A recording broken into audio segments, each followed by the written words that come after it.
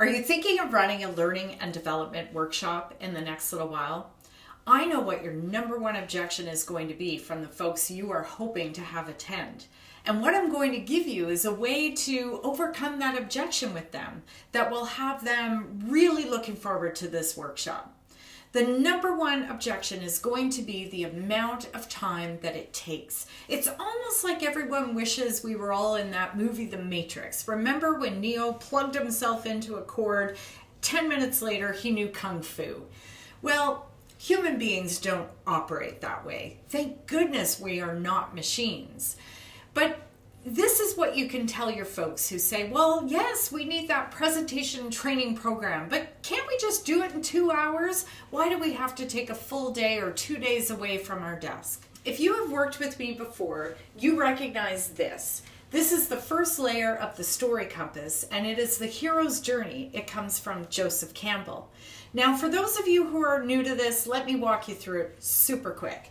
The hero's journey is a journey from the known world into the unknown world. Our hero is ordinary every day. No superheroes here. And our hero starts in ordinary. Everything goes as according to plan. The hero knows how to do things. They know what they're doing. They know when they're doing them. Pretty hunky-dory, pretty ordinary. Inevitably, what happens is the hero is invited to leave ordinary, sometimes not in that nice, polite way, but there is a call to adventure, and the first reaction is, no, I don't want to go, I like ordinary. But inevitably, for there to be a story, for there to be any sort of change in the world, that hero does have to go on the adventure. And what inspires them to go is when they meet the mentor. Now, when they cross the threshold of adventure and head into this unknown world, the first thing they face is a road of trials. This is where they mess up, they screw up, things happen to them that they're not expecting, they can become discouraged and despair. But it's important to remember that the road of trials is also teaching them something. The whole time they're overcoming challenges, they are learning. And they are learning because they have to approach a monster's cave and face an ordeal. This is the thing they don't want to face. But if they push through all this, if they push through their resistance and those negative feelings that can come up and those mistakes and stumbles, on the other side of the ordeal is the treasure. Now, they can't languish down in the unknown world. Campbell tells us they have to go back. So they take that treasure on a magic flight. They arrive home. They are completely transformed. They know something different. They can do something different. And the treasure that they've brought with them now becomes an elixir that will restore harmony and balance to the known world and create a new ordinary. All right, so what does this have to do with learning and development workshops? Well, I'm sure you are already jumping to some conclusions and making some connections. When you invite your folks to attend a training session or a learning and development workshop, you are essentially inviting them to leave ordinary. In some aspect of their work, they now have to discard maybe completely what they've been doing before and try something new. That is a call to adventure. You're hoping that you've hired a facilitator who can build trust, connection, and curiosity with your folks and become a true mentor on that learning and development process.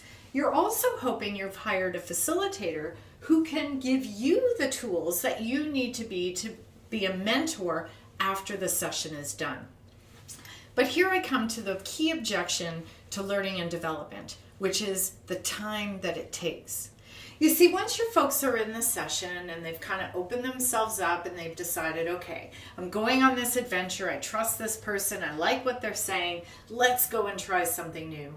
They are now in this unknown world and there's no way around it. There's no way to avoid it. They are going to be on a road of trials, trying this new method. They are going to make mistakes. They are going to do something kind of poorly. They're going to stumble. They're not going to, know exactly how to apply it. And all of that should happen in the learning and development workshop. And they need time to learn these skills so they can approach the monster's cave. I'm thinking of in the presentations course that monster's cave in the ordeal could be the final presentation that they deliver at the end of the workshop, or it could be, God forbid, an impromptu presentation. But here's the thing. In the workshop, if your facilitator is mentoring them through this process and giving them what they need to know, they will have treasure at the end. They will have treasure at the end. Now, what happens when we do something like, oh, let's do presentation skills, but we'll do it in a couple of hours. So a facilitator will come in and they will show you how it's done, and then you can go out and do it. Well, what happens is they're still struggling with leaving ordinary. The mentor doesn't have enough time to establish the rapport to even become a proper mentor, and then they're thrown onto the road of trials. But without enough time to actually make the mistakes, learn, and try again and improve, the session ends and you've kind of left them here. And they haven't maybe even had time to approach the monster's cave, face that big ordeal, and seize any treasure. So we think we're doing them some favors by cutting the time short and not taking them away from their desks for too long. But really all we've done is, in a 2-hour session, we've probably just wasted 2 hours of their time, and we are actually leaving them at a low point. We're leaving them in that moment where they are feeling discouraged and frustrated and maybe not as competent as they thought they were. And none of that needs to be the case, because what we can do is offer more time for learning and development. And this is where you get the return on your investment. We give them more time and they get to seize treasure. At the end of the workshop, whether that's 1 day or 2 days, they are leaving with treasure in hand. Now they come back to you, they are truly transformed, which is the goal of the Learning and Development Workshop in the first place. And they not only have their own treasure, but they can apply it, which turns it into an elixir.